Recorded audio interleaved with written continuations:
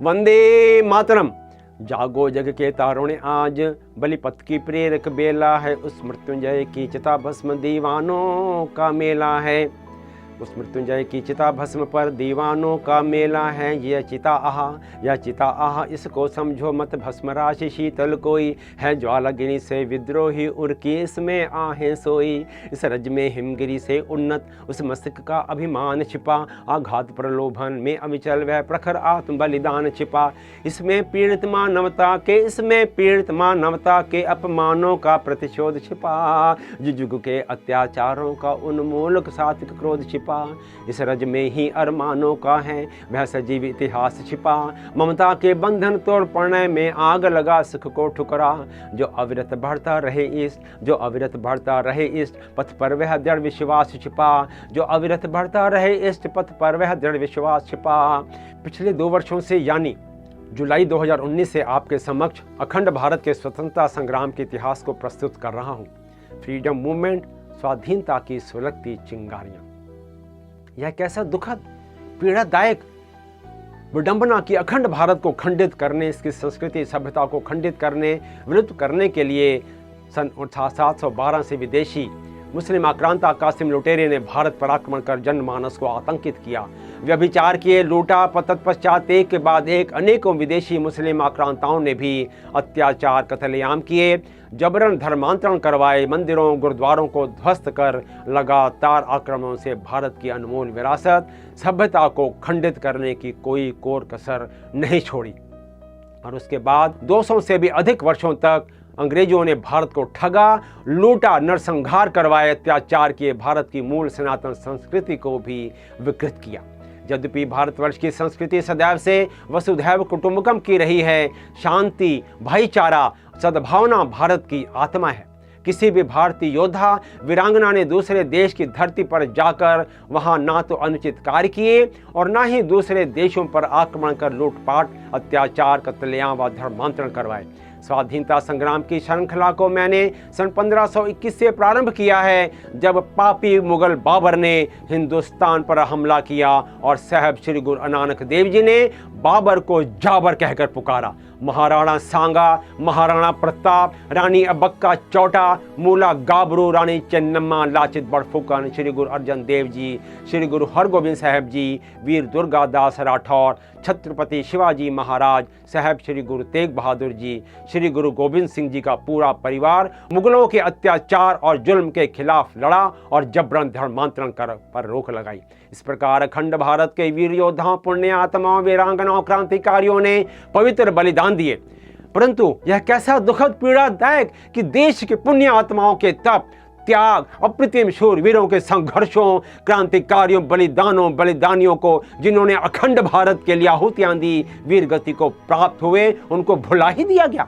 और राजनीतिक स्वार्थी तत्वों ने सत्ता पाने के लालच में सांप्रदायिकता का रंग देकर धर्म के आधार पर अखंड भारत को हिंसा में झोंक दिया।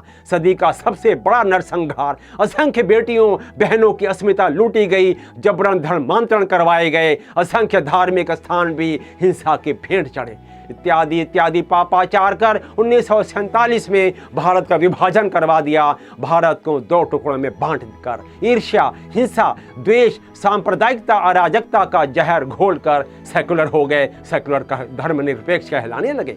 मेरे जैसे राष्ट्रप्रेमी जिन्होंने अखंड भारत की ज्योति के लिए संघर्ष किया, देश के बंटवारे का विरोध किया, वह कम्युनल हो गए और सांप्रदायिक कहलाने लगे। यह कैसा हास्यास्पद कि झूठ को सच कहा जाने लगा और जो सच था उसे झूठा बता दिया। अत्यंत दुखद, दुर्भाग्यपूर्ण व पीड़ादायक देश के लिए। सन 1857 के महासंग्राम में सम्मिलित योद्धाओं, वीरांगनाओं, क्रांतिकारियों को श्रद्धा सुमन अर्पित करते हुए अब तक 50 एपिसोड एवं स्वाधीनता की सुलगती चिंगारियों में कुल 92 एपिसोड प्रस्तुत किए हैं। सन 1857 के स्वतंत्रता संग्राम से आगे बढ़ रहा हूं, परंतु 1857 के आखिरी एपिसोड में कुछ महत्वपूर्ण बिंदुओं पर प्रकाश डालना चाहता हूं। सन 1857 के महासंग्राम में इतिहासकारों के अनुसार ब्रिटिश शासन द्वारा नरसंहार किए गए, वह भी केवल और केवल अवध क्षेत्र में 1,50,000 भारतीयों का नरसंहार। इस प्रकार पूरे भारत में असंख्य भारतीयों का ब्रिटिश सेना, ब्रिटिश शासन द्वारा नरसंहार किया गया। जर्मन दार्शनिक, इतिहासकार, क्रांतिकारी, समाजवादी फ्रेडरिक एंजल्स ने भारत में ब्रिटिश सेना द्वारा किए गए अत्याचारों, जुल्मों पर प्रतिक्रिया व्यक्त की थी। सन 1858 में लखनऊ पर ब्रिटिश सेना का एकाधिकार होने पर उन्होंने लिखा था, जरा ध्यान से सुनिएगा आप लोग, वास्तव में 19वीं शताब्दी में एक सभ्य सेना की सुंदर स्थिति है, और अगर दुनिया में किसी अन्य देश की सेना ने इन अत्याचारों का 10वां हिस्सा भी किया होता तो क्रोधित ब्रिटिश प्रेस उन्हें बदनाम कैसे कर पाता। क्योंकि यह ब्रिटिश सेना के काम है, इसलिए बताया जाता है कि ऐसी घटनाएं तो युद्ध के सामान्य परिणाम होते हैं। सच तो यह है कि यूरोप या अमेरिका में इतनी क्रूर अंग्रेजों जैसी कोई सेना नहीं है।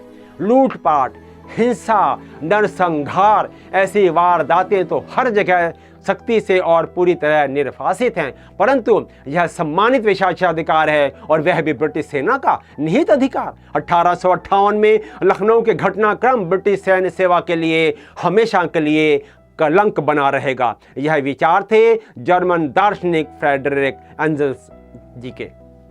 यह कैसा दुखद, विडंबना, पीड़ादायक, शर्मनाक की सुनियोजित तरीके से इतिहासकारों ने उन्हीं विदेशी व्यभिचारियों, आक्रांताओं को महिमा मंडित कर हमें पाठ्यक्रम में पढ़ा दिया गया। भारतीय संस्कृति, सभ्यता, समाज को जिन्होंने त्याग, तपस्या, पवित्र बलिदानों से सींचा, इतिहासकारों ने उन्हें महिमा मंडित करने के लिए सुनियोजित तरीके से गुरेज भी किया एवं पाठ्यक्रम का हिस्सा भी नहीं बनने दिया, बल्कि आज हमें असहिष्णु, इनटॉलरेंट कहकर लज्जित किया जाता है। भारतीय माँ भारती पर प्रहार होता है। निश्चित रूप से वह सभी लोग जो भारत, भारती तथा माँ भारती को असहिष्णु कहकर अपमानित करते हैं, वह कदापि ना तो राष्ट्र प्रेमी हो सकते हैं और ना ही राष्ट्र के शुभ चिंतक। उनके डीएनए में अवश्य कोई त्रुटियां हैं, वह भारतीय संस्कृति व सभ्यता के वाहक भी नहीं हो सकते।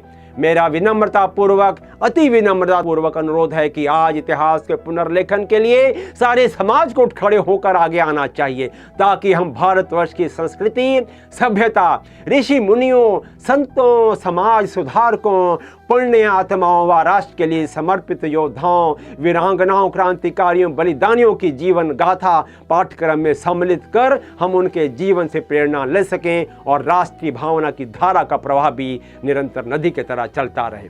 भारत के महान योद्धा, वीरांगनाएं सभी प्रकार की क्षमताएं होते हुए भी ना तो वह विध्वंसक थी और ना ही क्रूर, अमानवीय, क्योंकि भारतीय संस्कृति की आत्मा में वसुधैव कुटुंबकम, अतिथि देवो भव समाहित है एवं माँ भारती के कंठ से निरंतर प्रवाह चल रहा है, और वह है सर्वे भवन्तु सुखिना, सर्वे सन्तु निरामया, सर्वे भद्राणि पश्यन्तु, माँ कश्चित् दुख भाग भवेत्। एवं ना को बैरी नहीं बेगाना, सगल संग हमको बन्याई, और नानक नाम चढ़दी कला, तेरे भाने सर्बत दापला। मैंने सभी पुण्य आत्माओं, वीरांगनाओं, योद्धाओं, क्रांतिकारियों को अति विनम्रता पूर्वक श्रद्धा सुमन अर्पित करने का प्रयास किया है, जिन्होंने 1857 के महासंग्राम में पवित्र आहुतियां दी हैं। हो सकता है भूलवश मेरे से कोई भूल हो गई हो तो मैं क्षमा का प्रार्थी हूँ। आपके सुझाव की प्रतीक्षा भी मैं